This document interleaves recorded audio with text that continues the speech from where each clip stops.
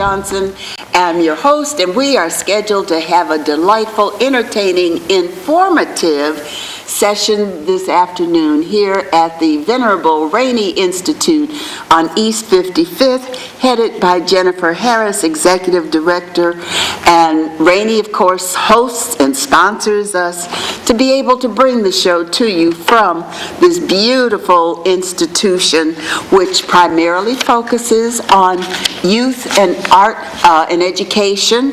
But we want to bring attention to a couple of special events that Rainey is known for. What we have here is a celebration of Black History Month coming up. It's a Saturday arts performance. There'll be dance, there'll be instruments, the orchestra, there will be drums, there will be all kinds of family entertainment for you on Saturday, February 29th. This is leap year. Yay. So leap on down to Rainey Institute. Call 216-881-1766 for information on how to attend this special program. And while you're doing that, let me remind you that Rainey's famous summer camp is accepting registrations now. So call 216-881-1766 or go to their website at www.raineyinstitute.com or .org and look up how to register and enroll for their summer camp program, which is extends from, let's see if I don't have it.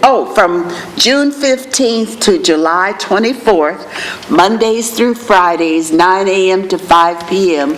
So that certainly will help all you working parents.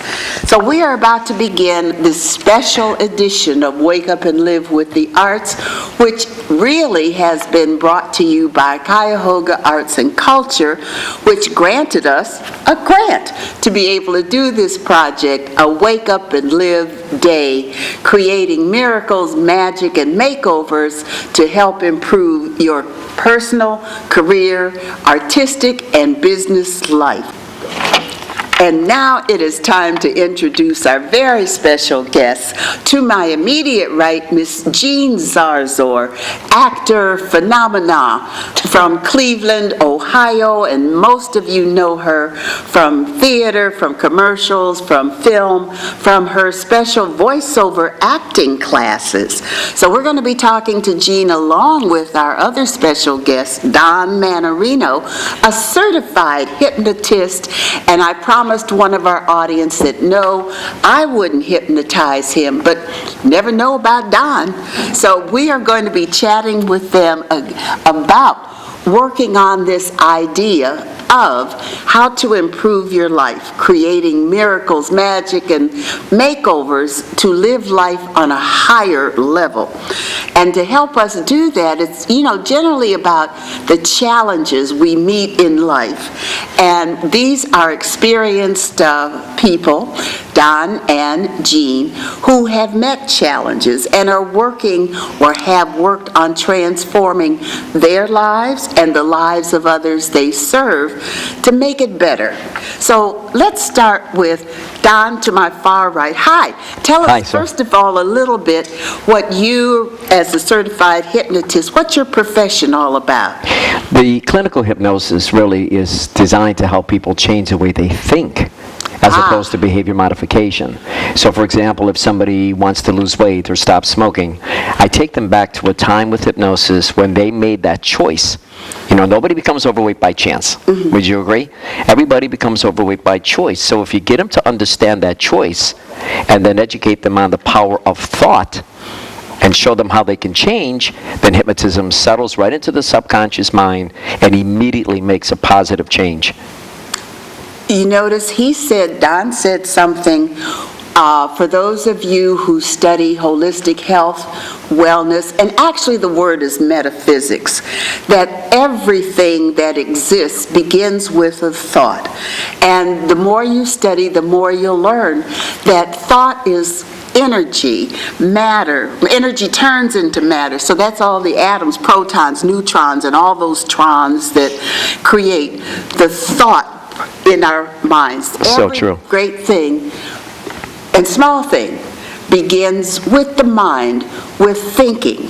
So you hit a target right away, because our session this afternoon... That's really the whole philosophy of what I do and what I've been doing for over 45 years now, is that I agree with you wholeheartedly, and Jean probably agrees too. A thought is the most powerful form of energy in the universe. Exactly. The mechanism to control that power is simply the mechanism of choice. But everybody always looks outside themselves for the answers. And I tell everybody, it's not out here. If you're happy, what are you thinking about? If you're sad, what are you thinking about? Learn to change your thoughts, because who you are and who you were is not who you're about to become. That it all it determines on whether or not they're going to tap into that positive element within themselves. So that's why hypnotism can help people remove their addictions to alcohol and drugs and vaping even. I see a lot of kids now for vaping. Oh yeah, it's probably more. Yeah. A grown, old dear friend who may have developed lung cancer. Nothing is safe. Behind that they're not that e-cigarette thing? Yes. Okay. A lot of that, when you see the voluminous amount of smoke coming out of somebody's mouth when they are doing vaping, a lot of that is hot. So that hot vapor is causing open sores in the mouth that don't heal and irreversible migraines. In other words, nothing is safe. And we've known that. Nothing is safe. I had 2 people just this week alone, both in their 70s, starting lung cancer treatment, chemotherapy, and yet they've still been smoking. My girlfriend, I understand, it's the same way with her. She's 71 now, and she was doing those cigarettes. It's amazing. Sue, fear does not work for people. No. Fear does not work. Logic works. Well, how did we get Trump? Yeah. The fear didn't that wasn't logic either. No, There was no logic about that one. That was all about fear, people. Now, when you are doing hypnosis, one of the reasons why, for many people who are not resistant, and those who you help overcome resistance to hypnosis, is because of the relaxation effect and what happens to the brain and the mind when we begin to relax and are not, like this all the time. That's so very true. The basis of hypnosis is to relax the mind and the body simultaneously. Yes. That allows them to concentrate in a subconscious state. So basically, there's 3 states of the mind. Conscious, you'll hear me now. Subconscious, picking up another message. And the unconscious mind, which is when you're asleep. So, for a long time, I think the most uninterpreted word in the English language for people with fear is hypnosis. Yes. Because it's got that connotation that you're not in control, and it's just the opposite. Hypnosis is a skill, similar to yoga, meditation, and biofeedback. But it's like any other skill. It's what you do with that skill that counts the most. So if I suggest to Jean, drop your shoulders, and Jean drops her shoulders, and relax your arm, and she relaxes her arm, Jean is actually hypnotizing herself. So she learns how to get into a state of relaxation by using hypnosis. That worked. And it's very soothing. No charge, Jean. Jean likes no charge. Yes. And so when they concentrate in the subconscious mind, they're relaxing physically, but I'm in their subconscious mind. Just similar to when, for example, those of you watching and listening to us now, you ever drive in the car where you're watching traffic, you're changing lanes, you're listening to the radio, talking on the cell phone, and before you know it, you're pulling in the driveway, but you really have no idea how you got there? Yes. But you were wide awake. You didn't go to sleep, or you'd have been in trouble. So you went into a little hypnotic trance, commonly known as highway hypnosis. I hypnotize kids for ADD and ADHD. Everybody can learn the skill. Everybody. It just determines, I could take a husband and wife and tell them both the exact same thing. You're a non-smoker again. One will stop smoking, one won't. Not because of the hypnotism, the internal level of motivation needs to be there. So you can have all the positive thought in the world. I could be a millionaire. Well, if I'm not going to take action, that's never going to happen. Exactly. So you mentioned Miss Jean over here, Miss Jean Zarzour, an old friend, colleague, fellow. How old are you, Jean? I'm 97.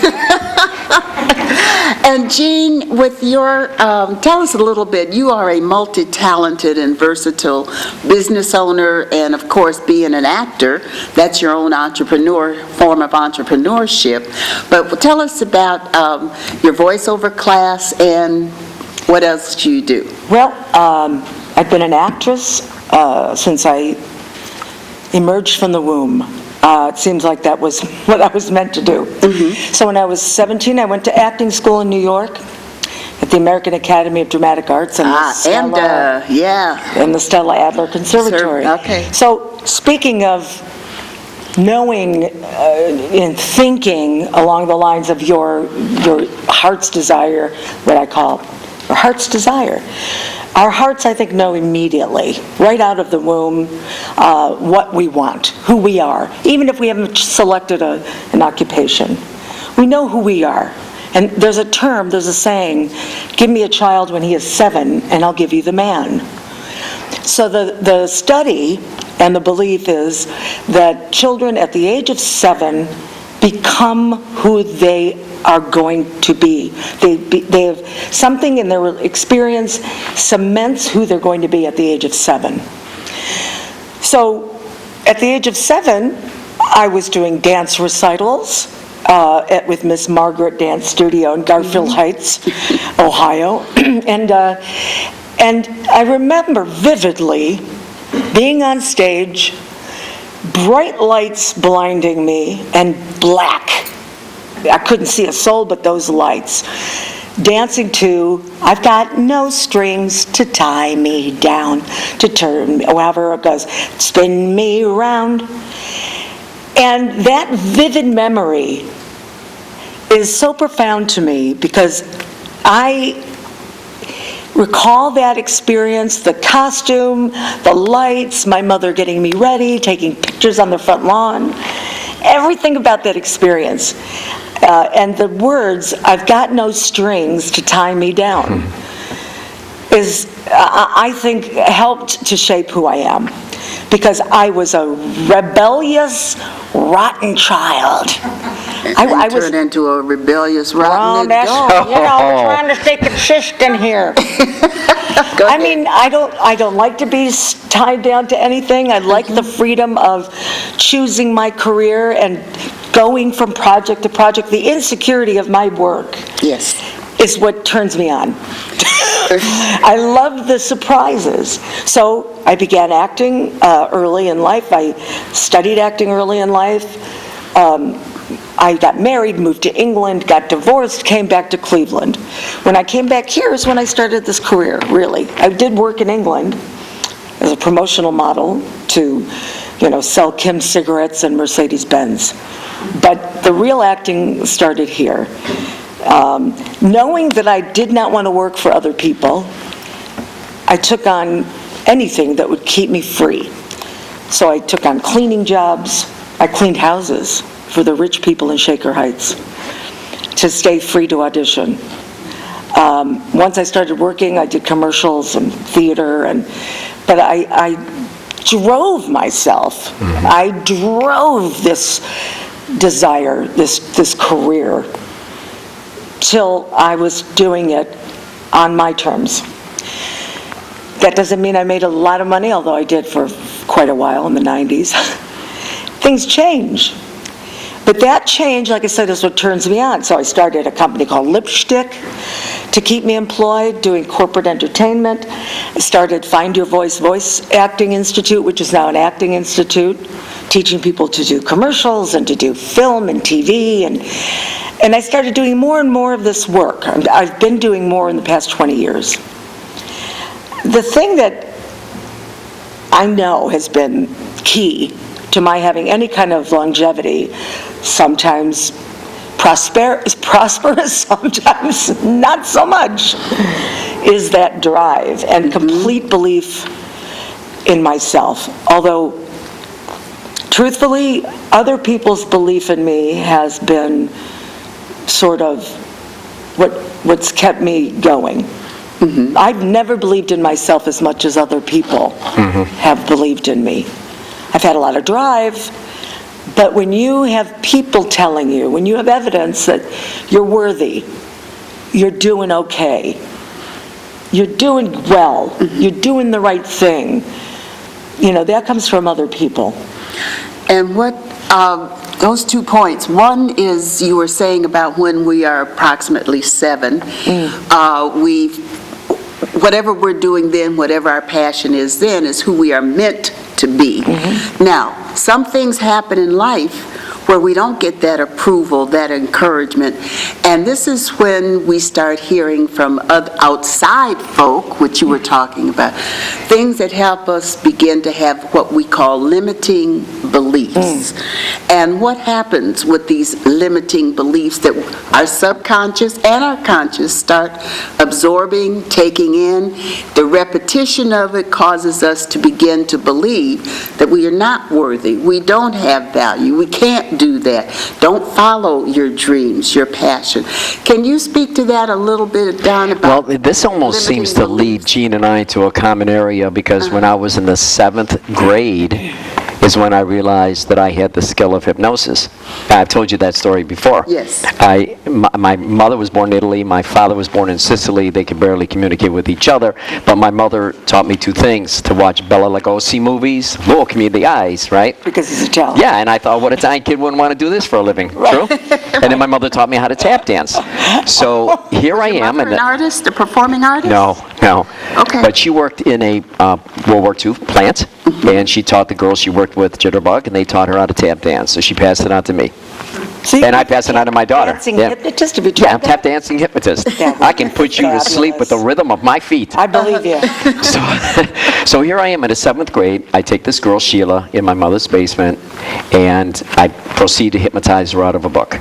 And this is a true story. And I'm telling her, go deeper and sleep and sleep. So then I said, when you wake up, you won't know who you are. I said, wake up. Who are you? And she just sat there. Well, there's about 14 of us in my mother's basement, so we're all laughing. It took 4 hours. 4 hours to reverse what I did. Instead of being frightened, I thought I was Rasputin. I thought I had Merlin the magician, magic, and everything. Everything, And yeah. I started hypnotizing everything that moved. Now, I got to tell you, I had a lot of fun in junior high and high school, but when I was a senior in high school, I was hypnotizing my friends who were coming home from Vietnam for stress. That's how long I've been doing this. So the amazing thing is I still have the same passion, Jean, as you do for acting. I have the same passion for hypnosis that I had way back then. And you know, people didn't really believe that story until they came to my 8th grade reunion. And people said, do you believe you made a career out of this? Remember when you hypnotized Sheila? And, you know, and it's really, I knew something. You just know, right, Jean? You just know. It's inside you. Yes. And don't let anything or anybody take that away No. from No, because, you know, we're talking a little bit about, Jean goes through life with this passion to be an actress. I go through life with this passion to be a hypnotist, a clinical hypnotist, medical hypnotist. I'm not interested in making people jump up and down like a chick, and that's easy stuff. I mean, everybody can do that. But to really affect a person's change in a medical sense. So what happens is, and Jean will attest to this, you start to draw people into your life. You start to meet people that have a lot to do with what you want to do in life. And those are the people that you pull in with, we talked about the law of attraction. Precisely. Right. You know, and the law of similar response. Yeah. So you get these people and you pull them in and you enhance yourself. You take from here, you take from there, and then you really become the person you truly want to become. And then you reawaken your self-confidence, your own self-discipline, your own Yes. self-esteem. And then you just, you know, you reawaken a little voice in your brain that says, it's good to be me. I mean, when have any of us just sit there and go, you know, gosh, it is good to be me. And I would say even the people that are naysayers, even the so-called negative influences teach you something. Of course, yes. So I've had lots of, and I can recall being 7, again, a lot happened when I was 7. I had a brother died from leukemia. Right after that, my parents divorced. And all of that happened when I was 7. So those influences, albeit unhappy, I know now are also part and parcel of what drove me to try to bring happiness to my mother, in particular, and to lighten and to elevate the mood. I learned a lot of this in the program called Landmark Education, which is a self-help study of weeks and sometimes months with groups of people where you find out this process of becoming 7 and what happens when you're 7. And so in that class, I realized, yes, at 7 I was trying to make my family happy. So I became very funny, and I started entertaining and becoming this little, probably in the 12-step program, it would be considered the savior child. I don't know what the archetype is.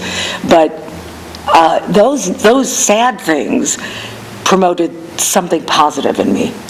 And I remember those experiences. My mother coming home from the hospital and being at the bottom of my basement stairs looking up, seeing my aunt carrying her in, crying, and saying, "He has hair now," because my brother had leukemia and was being treated.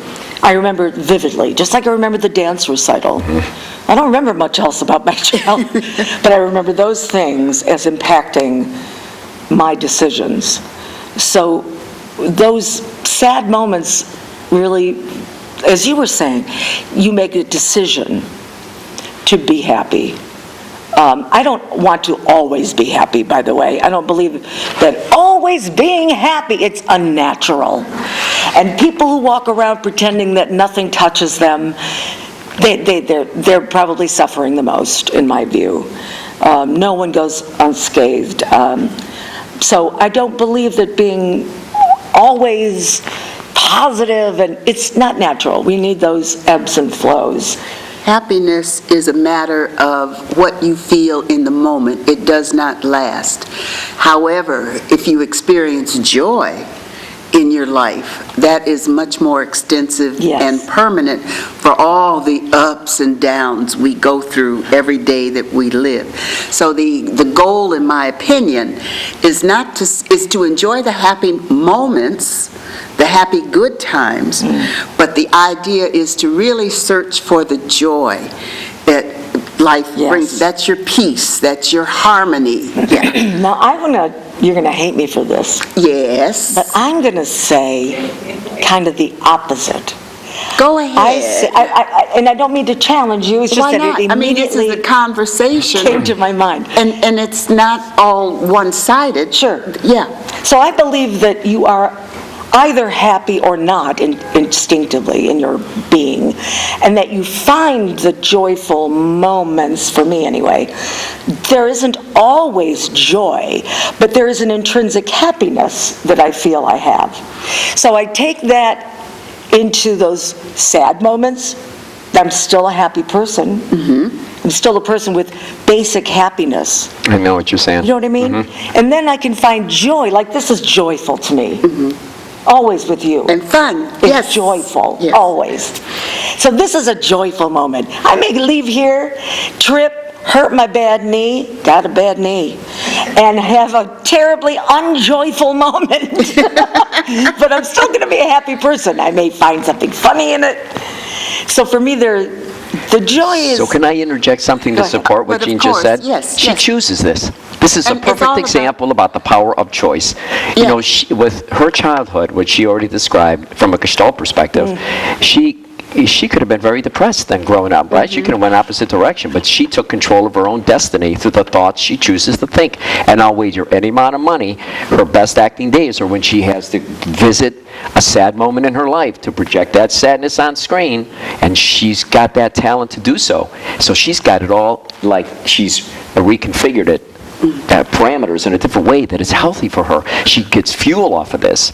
But on the other hand, there's so many people who would just be absorbed in that sadness and never become the person they were truly meant to become. The negativity is a powerful... Yes. So the fact that Jean does this tells us everything we need to know about her personality. Exactly. Determined, motivated, positive, goofy, happy. And as an actor... But had a bad knee. Yeah. And knee replacement works well. It's coming. Yeah. It's coming. Yeah, it works well. And of course, I forgot what I was going to say in the meantime. But yes. I don't say that what Sue said is invalid for you. But it's an independent thinker's thing. We don't think independently. We follow like lemmings to the sea. That's right.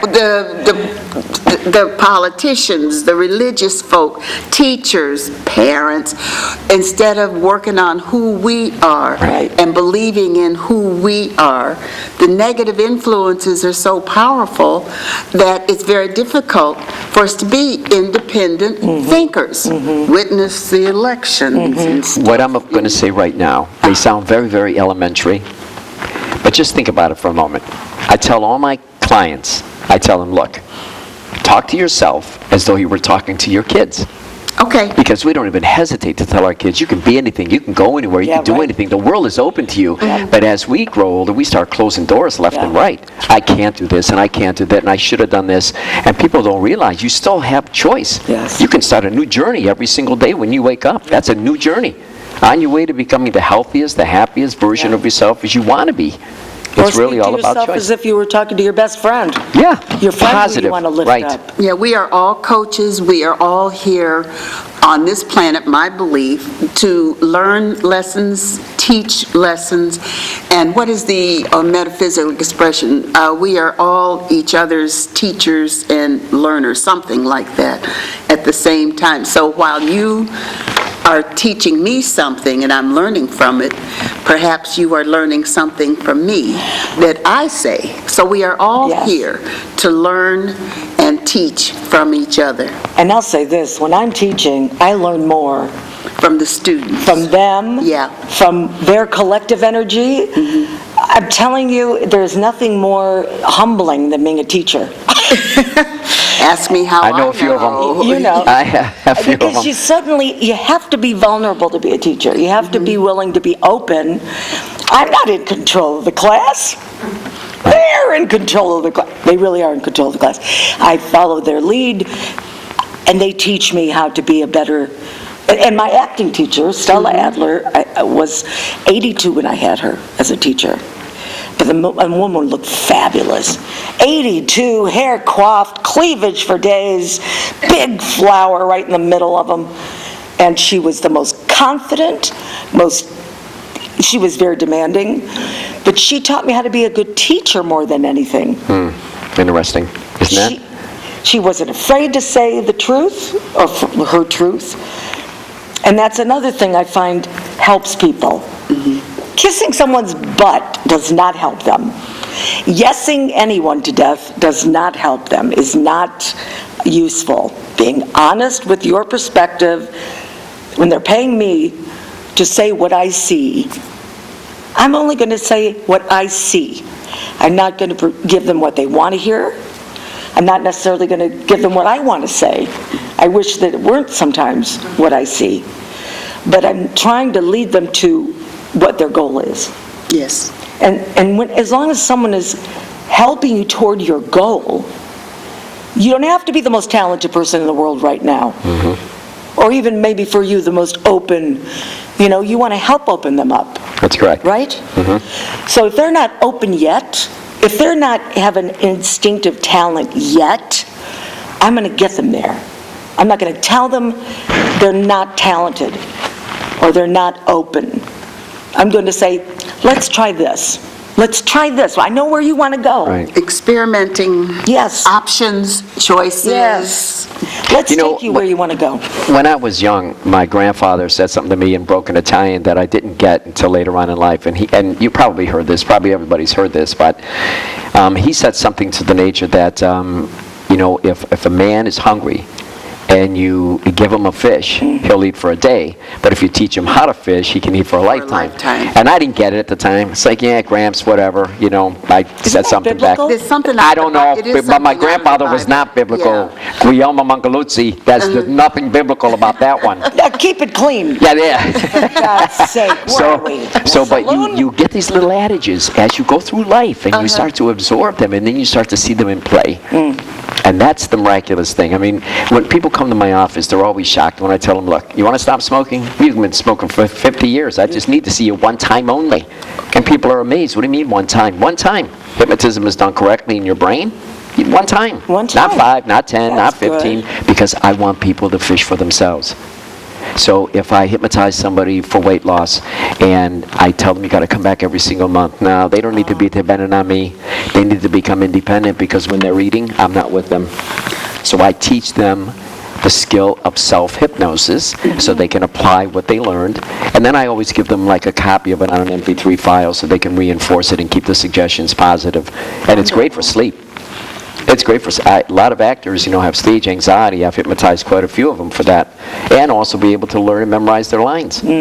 Now, when have you, if indeed in your service to others, and of course you've worked with a gazillion folks in your career life and lifetime, 8th grade and so forth, have you ever run into somebody who was so resistant that either you had to encourage them that this was not the right place for them, or perhaps they chose themselves to move on? But have you experienced it, and what have you, if anything, done about it? Sure, and that's a good one, Sue, because I can tell if somebody's in my office if they're being resistant, if they're feeling that if I can feel it, I can sense it, I have to acknowledge it. So I'll say, so do you think your mind might be too strong to be hypnotized? Yeah, you can't hypnotize me. What do you mean? Yeah, right? Yeah. So then I'll say, so wait a minute, let me get this straight. Your mind is too strong. Yes. You have a strong mind. Yes. Then stop smoking on your own. What do you need me for? So then I say, are you sure your mind isn't stubborn? Okay. And then more often than not, it is stubborn. So then I'll say something like, then find a way to become stubborn enough to stop smoking once and for all and get your life in order. You're the one who made the choice to smoke. It didn't just happen to you one day. You made the choice. That was the first and last time it was fun. Right? In high school, that's it. You get out of high school, and everything starts to decay because of the chemicals. So if you can start it, you can end it. You just don't know how. Let me show you how.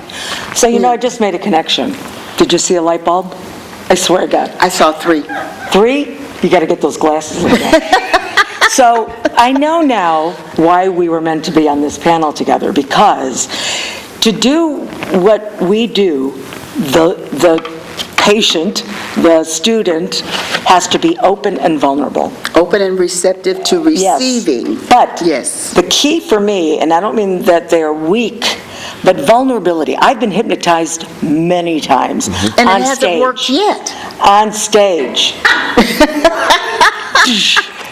Not by me yet, but soon. And I am instantly hypnotized. Now, I'm a very strong-minded woman. And that makes for the best subjects right there, Jean.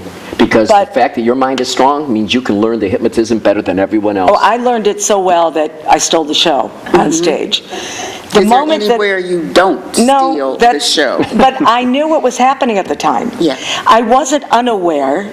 I was just so lucid and relaxed. And that, I think, is the key. And it's the same for acting. If you're not open, and you asked about resisting, people who resist. And being opposite is receptive, yeah. Yes, and if people aren't receptive, and the word vulnerable, look up Brené Brown, a speaker and an expert on vulnerability. Vulnerable is the opening to everything.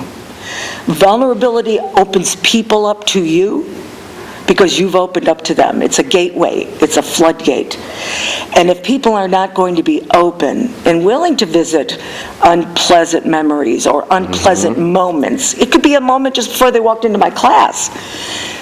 You've got to be able to open yourself to trusting yourself, trusting me, trusting Correct. Don, trusting people who are there to lead you.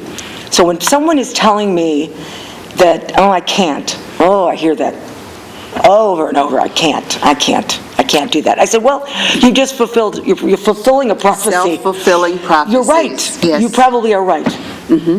But try I can. Shift that paradigm. Try I can. Just try it. Just say the words. And sometimes they have a hard time doing that. So I might say, come back next week. If you don't feel like you can come back next week, that's your choice. But you decide. It's up to them, not up to me. I'm never going to be the one to say what you can or cannot do, what you should or should not do. It's got to be up to you, because you're going to take control of your career as a business, as an artist. You're always the one in control. Even if I have 8 agents around the country. I'm still the one that drives where I go. Of course. What I do. They're the ones who open up the bigger doors. But I drive how I use those. Right. So if, I leave it up to them. And I'm going to not do a full sidebar, but to add on to what particularly Don was saying and you were saying about the word hypnosis. Now, many folk of a certain age or cultural background or whatever may still have a tendency to look at hypnosis as ooh-doo-doo-doo-doo-doo-doo. However, if we put it into a modern term, many people understand the word meditation. It, like the words, yoga and holistic health and talking to you through a bottle is fun. Not supposed to acknowledge it, Sue. Well, the camera is crossing. James will edit her out. Don't worry. He didn't see it at all. Lester will edit. He did not see it, dear. He did not see The it. red light wasn't on, Here's a so acting she's lesson. safe. He did not see it, He didn't and I see knew it. that he wouldn't. You're invisible. No, he's Yeah. focused on you. Oh, God help us all. So I took the opportunity to take a sip. And I've been waiting to wipe my nose because I have allergy for the camera to be off me So here's the lesson. Just be yourself. and Why blow don't- my nose. And you Just drink your water. Stick that finger in there and get rid of it. You want a tissue? I don't have boogers. I just need to. No, I got. Let me tell you where. Oh, James. See, here it is.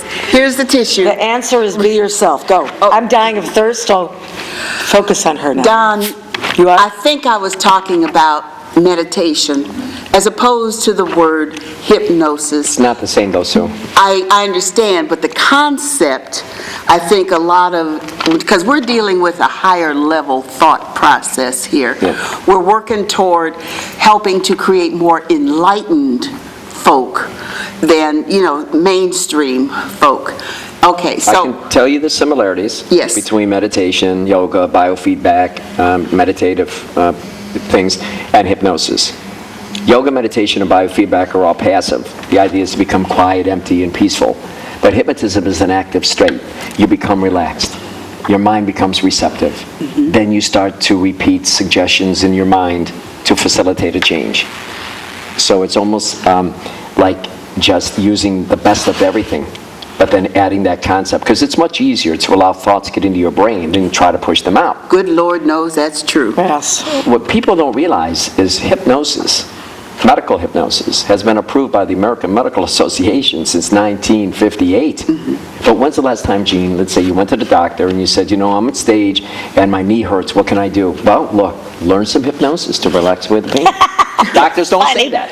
No, because Right? I have Doctors bone won't say on that. bone. Yeah. That's not going to help. And doctors won't say that. So, don't they think that's don't good. tell you that. You go to a dentist and say, I don't want shots in my mouth. We use hypnosis. But doctors don't do that. Well, wait a minute. And it's not popular for doctors to do it Wait a because it minute. takes quite a while. That's a little to learn how to ridiculous. What is that? I'm going to hypnotize myself so that the bones that are rubbing I together. see people, Don't I hurt? didn't say anything about your bones. Oh, I said if okay. you got knee pain and you're on stage and That's- how do you manage it, Oh, you can well. reduce the level of pain. You can reduce I the see. experience of pain. I I see. hypnotize people with cancer pain all the time. I was on staff at UH for 3 years, and I hypnotized people bariatric surgery. Yes. Pre and post. Oh. Because, they go in thinking, well, this is going to be great. I'm going to go in like this and come out like that, and that's not how it works. They still come out with the psychological, emotional cravings that they had before, so their thoughts have to be changed. So hypnotism is really, it's pretty mainstream. Very rare do I get anybody else. Every once in a while, I get like 3-4 people in my office, and I'll explain the methods, and I'll tell them what hypnotism is like. Like, for example, hypnotism is like a form of Lamaze. Breathe in, breathe out, relax, no pain. Breathe in, breathe out, relax, no pain. Mind over matter. Yes. Athletes use hypnosis. They call it psyching up and getting in the zone. Well- But people will always say, are you going to make me do funny things? Well, that just kind of takes the air out of my sails because I just told them how medical it is. Yes. But here's the key. We all know how to play the game Simon Says. Yes. The first thing to do is get people to cooperate. Do you want to play Simon Says? Yes. Okay, Simon says the chair's hot. Jump up and down like a chicken. Hypnotist says the chair's hot. The power of entertainment hypnosis is completely different Different Yeah. than than the power true, of medical healing. true medical. Yet yes. medical healing Yes. is very powerful. People can accomplish wonderful things. I'm sorry, I was interrupting, but because you sprung another thought. when actors are sick, I've had to be on stage, and I was on stage with one of our audience members when I had pneumonia. Actors go on no matter what. Call it ego-driven, whatever. And in many cases, it's just because there's no understudy for me, because they can't afford one. That was the case here. I went on stage every night with one lung filled with fluid. I came off stage, coughed up. Oh, it was torture. I had a fever. I was also highly contagious. But there was no option. And so with actors, we are I guess you could say self-hypnotizing. We have mind over matter belief that we can and will do the job.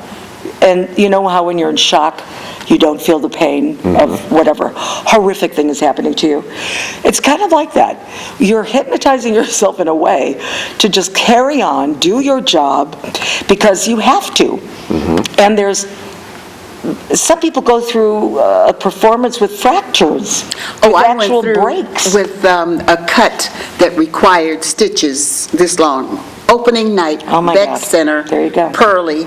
I fell right before they brought us on. There you go. And I had blood every which way, but found paper towels because they didn't have Band-Aids. And fortunately, I was wearing black nylons, but I had to wrap my leg with a paper towel. Opening night, because I couldn't be. I was playing. Oh my gosh. Oh golly, what's the? I don't know. Idella. Yes, and there was no way the play could go on without me. Oh, my. Of course, my daughter saw me performing with a paper towel around my leg. What are you doing? Oh. Well, I was bleeding all over. But that just addresses the idea about challenges. Everybody, everything, actors in particular, Lord knows the challenges that all performing artists generally go through. Yours is not ordinary, mainstream. Yours is a specialized endeavor to help people help themselves. But some of the challenges, and then be on stage at the same time. I left an aunt who was dying 5 minutes after I left because it was stage, it was time for, curtain. So you have had some challenges. You have had, as an individual, as an artist, as a consultant. In your case, you've had some recent challenges in addition to being an actor, and you had to perform or audition during the challenges that you faced with your mom. Yeah. What was that journey like? Hell. Yeah. But a privilege. My mother passed away November 13th, 2019, and she was 89. But she really did not want to die. Well, she didn't. Okay. Well, she was really hanging on. So for 2 months, I was living with her in the hospital, couple of hospitals at first, and then I moved into hospice with her. And I was her main caregiver and her only daughter. So, this is the natural process for most women. Men And do not handle health care the They same don't. way as females. don't. Excuse me, my mother lived with me when she was Oh, good. going through her level of dementia and Parkinson's. that's great. And my wife took care of her more than I did. Oh, Yeah, I I thought mean, you were that- about to take some No, but credit. I did. I made my mother meatloaf every day. Well, that's what and got my mother her. didn't know. Ma, I'm Meatloaf. making your favorite, meatloaf. Oh, good. Ma, you want meatloaf today? It was like a joke. Ma, we're going to have meatloaf tomorrow. Good. So, okay, go ahead. Groundhog Yeah. Day for your But mother. no, Yeah, there it is. Yeah, but it's definite that in general, now we're over stereotyping, but So- in general, it's just something in our makeup where women handle healthcare matters generally better. And than- if you're a woman dying, you Yeah. want your daughter. Yes. So I was the only person my mother really wanted there all the time.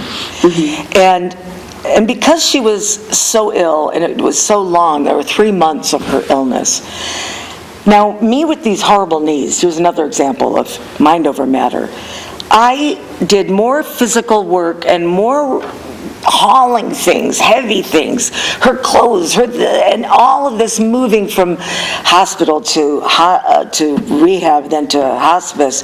I mean, Where Heidi saw you, where your daughter, wonderful daughter, saw me, God love her. at Ames House. At Ames House. And I mean, this was a mission for me and a privilege to take care of my mother. Same with us and our parents when we went Yes. through it, yeah. You know, there's a drive, and it's my only experience of being a mother, is taking care of my mother.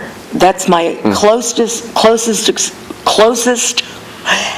experience of being a mother. She was my child. Yes. And I felt what she must have felt all those years with 5 children originally. She lost 2, but I understood it. I got it. That I would have killed someone for her. So I had challenges with family members, and I did everything to fight that, as you know. Yes. I put it out there that I need help. People came to my aid.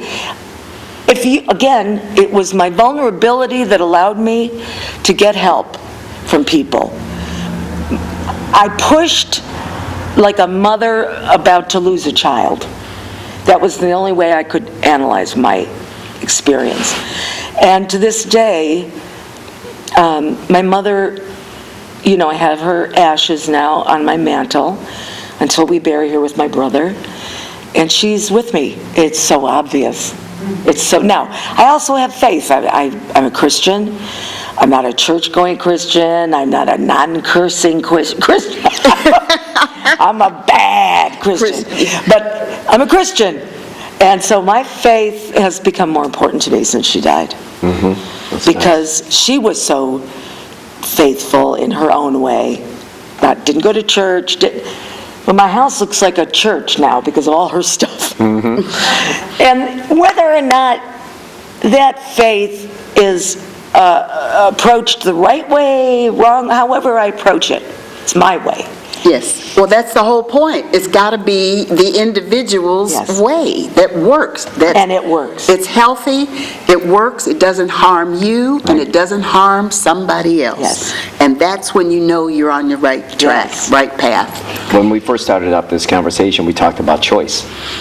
If you're told you have to do something to take care of a parent and you really don't want to, that creates conflict. Yes. But if you choose to take care of this woman, it makes it so much easier and so much more glorious, and like you said, a privilege. I never thought about that, but that's exactly how I felt about my mom.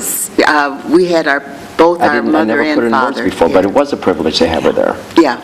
She would get up, and that dementia you can go 2 ways. Yes. So my philosophy is, if you're a happy person and you get dementia, you'll be happily demented. Yeah. Is that But the if case? you're a mamaluke, or you're, you know what I mean? If you got that, that scorn about you, Yeah. and you become a dementia, forget about it. The Wicked Witch of the West. And that's very about true. it, too. I understand. Because with both our parents were opposite. Our dad and James was involved. He's familiar. Our dad was the outgoing one, the easy, happy-go-lucky kind of guy. So when he went into it, he was easy, happy-go-lucky, Really? friendly. Yeah. Mama, on the other hand, was called a difficult personality. And I mean, that's how we described it. And we knew, my sister kind of looked at me like I'm a little nuts, but I predicted, sort of, that if she went, we were going to have our hands full. Now, fortunately, she didn't slide too far. Thank God. Thank God, yes. Because a difficult personality in full-on dementia, Yeah. when they're in dementia as it is, they get a little violent. Not all, aggressive. some of them get aggressive, aggressive, yeah. combative, and all Yes. that stuff. Okay, Yeah. I'm sorry, I interrupted, but I know what you're talking about. Precisely. So, to quote you, the happier we are, the more joyful we are, whichever word you Yeah, prefer, helps take us through whatever life we have. Because you also know of folk who, they're 103 years old and they're the only ones left because, Right. and people will ask, well, how did you survive? They chose to be happy because they've lost everybody else. Right. And they're the last ones, but their mind, their thought patterns and system have helped them navigate all of the challenges and experiences. Don, when you had your mom, was she a particular challenge to you or your wife? Not at all. Yeah. Not at all. My mother was. Yeah, well, it can be, and we My had- mother was 4'11" at her height. So Yeah. she was probably about 4'8". when she finished. But my mother had a sense of humor that was uncanny. You know, I have all brothers, you know, and she just had a sense of humor that was uncanny. My mother would get up and she would talk to, like, General Hospital. She would talk to the guys as though she was talking to her sons. And she was, "Mario Feden, I take you. Keep both feet in one shoe. What am I going to tell you over here? Ma, you want some meatloaf? Yeah, I'll take meatloaf." It's like, oh, God. She had power, man. Oh, yeah, she did. She probably made them do what she said. Yeah. And you know that the relationship you have with your parents, and in all three of our cases, they had challenges and difficulties, but they were generally happy and privileged and so forth. And you talk about the law of attraction. The relationship with our parents, I believe, helps establish the kinds of relationships that we attract out in the public, that we draw to us or push away from us. Mama was a pusher away from her. She didn't mean it. No, that was just her difficult personality. I love my mama to pieces. We were there at the very last minute. Yeah, me you know, I know you were. But anyway, yeah, so relationships are very important, particularly with our parents, which helps establish our relationships with others as well. So now we've been kind of working this hour or so on the idea of kind of living life on a higher level, dealing with challenges, situations, issues, things that we encounter in life. So as we begin to wrap for today, my last question to each of you is how can living our lives on a higher level help to impact the community? What difference does it make? How does fixing ourselves help the larger community? Do you want me to go first, Jean? I'm just going to say, you know, from an integrity perspective, I think integrity is key for me. You know, being Sicilian and Italian, you know, there's a lot that goes with that too in the media. But I think being consistent, being repetitive with integrity, and trying to always be truthful. I only know one person who can tell the truth all the time, no matter what. It is not me, but she has taught me more about truthful living, truth to yourself. Every morning I hear, "Find the joy in the day." Oh, And that's so beautiful. I'd like to pass that on to everybody. You know, when you wake up in the morning, find the joy in the day. Your mother said that? No. Who said my that? wife. His wife. Your wife. What's Did I her miss name? that? Her name is Grace, and that's all you need to know. Oh, Her name great. fits her. Her Perfect. name is perfect, yes. Yeah. By the grace of, this is not a religious show, but by the grace of Yeah. God, Allah, Buddha, Creator, Almighty, higher power, whatever John you Gotti. choose. Yeah. The father. Oh, I keep losing control. What are you going to do? You don't have no control, girl. I got You no know, there's control. a great saying. I'll give you mine. That which we resist persists. Okay.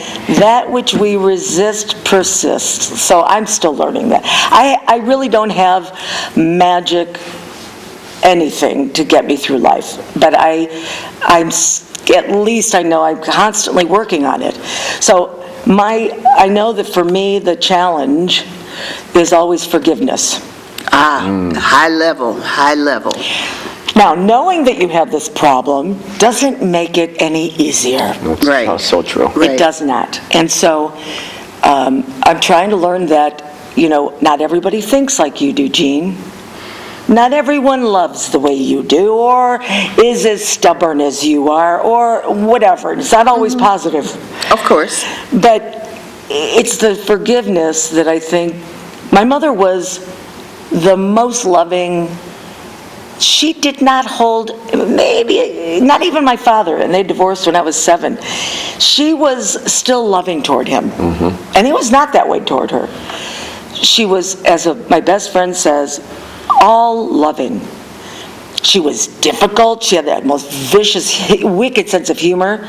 She was hilarious, but she loved you more than anyone on earth, and she would not hold a grudge. She would not.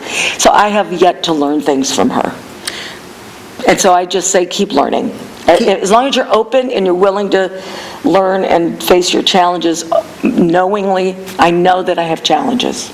And that is so powerful. What both of what you guys have been saying for this hour has been beyond so powerful, in my opinion. And that alone helps, hopefully, the YouTube viewers, the wider community, folk who want to do better and help counteract the media, for example, which does nothing, in my opinion, but promote and agitate and aggravate all the ugly That's how they sell in the world. Advertising, Of right. course, we understand that. But one of my styles is to encourage people that I work with, coaching and consulting and so forth, is to don't get up on the news. Don't even watch it the midday. Don't go to bed on the news, because it gets in your psyche. And just like everything else that's repetitious, eventually we begin to believe the ugly as opposed to feeling the joy, the happiness, and the wonderfulness that these two guests have brought us Likewise, this Sue. afternoon. You are a perfect example of living your life, living the best life. You have been the most consistent person I know, by the way, in staying on course with your work here. You've had Wake Up and Live for, what, 30 years? No, it hasn't been that long. It's been 20-ish now. 20-ish? Yeah. Close enough. I follow you. You were one of my early teachers, know. buddy. You were one of my early teachers. I swear to God, if somebody had told me you'd still be doing this with the dedication and the commitment, you know, I wouldn't have believed it, because this is not easy what you're doing. No, and it doesn't make much money what we're doing. Heck no, because we I are know. in the arts. That's right. Yes. We can make money, but your persistence, your drive to make artists known in this community is so commendable, and I take my curly hat hair off to you. I love you to pieces. Thank you. Love you to pieces. Thank you. And thank you, James McGilvray, who is a fellow actor, videographer, and actually a concierge at a very exclusive local hotel. I won't name it, so we won't get into trouble. That's I love you. It's a Maloik. That's I love you. That's the Maloik. That's I love you, I you can't Maloik. believe this. Spot Italian. Only been sharing the stage. Italians, they think everything's Italian. And when we run out of tape, this will be over. And I'm going to thank God. In my case, I subscribe to God, that this is over. It ain't over till it's over. Yeah. Wait a minute. Wait until you see chapter 2. People die. People get whacked. Do they get All right, whacked? this is not The Sopranos. Forget about He it. turned it into Forget The about it. We're Sopranos. gonna do it. Forget Hey, about wait a it. minute. Hey, I don't gotta worry make about an it. announcement. I just finished a short film called The Snow Globe and the Cat. And I can't wait for people to see it. How will they see it quickly? Hopefully in film festivals and maybe online. But it's starring myself and Joel McKinnon Miller, who is one of the stars of Brooklyn Nine-Nine. I'm thrilled. It was a blast. So look for Snow Globe and the Cat. Okay, now we have to wrap quickly. Don. Yes. Tell our audience how they can get in touch with you if they want to follow up for private consultations. The easiest way is you can either Google Cleveland Hypnotist, and I'll come up first, or my name, which is Don Mannarino, Mannarino, just like it sounds, Mannarino. Yes. .com. DonMannarino.com. And Or they it'll be can on ask the- their physician for Yeah. a referral. It'll be on the screen at the bottom. Jean, how can people I get can vouch for him. My cousin was hypnotized by you for smoking, and she lost 30 pounds. It made no sense. That was good, though. Thank you. It's true. I appreciate it. It's true. JeanZarzour.com, Jean, Z, as my mother would say, Z as in zebra, A-R, Z as in zebra, O-U-R, I thought that was her whole name when I was a kid. Okay. JeanZarzour.com. All right, and you can always contact us here at Wake Up and Live with the Arts at the Actor Studio at wakeupandlives with an S at gmail.com. So we want to thank our audience who came to join us, and in particular, a representative from the Cuyahoga Arts and Culture Organization. I am going to say his name, and it's Dan McLaughlin, and he's quite helpful, as are all of the staff folk at Cuyahoga Arts and Culture. So if you are an artist, get in touch with them or get in touch with us at Wake Up and Live's Actor Studio, and we can help you see if you, as an artist, should connect with Cuyahoga Arts and Culture. Yay! Till next time, be sure to wake up and live with the arts every day. Yeah, clap, people.